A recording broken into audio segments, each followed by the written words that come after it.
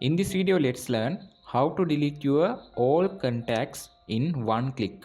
In the Samsung Galaxy A06 mobile, you can see this contact app. You can open it. After, you can see your all contacts in here. You can press and hold on this contact and select your contacts you want to delete. After, you can click on this delete all button and you can delete all these contacts. But if you cannot see this contact application, I will tell you another option to delete this all contact. You can go to your mobile Play Store and search here contact. After, you can install this Google Contact application.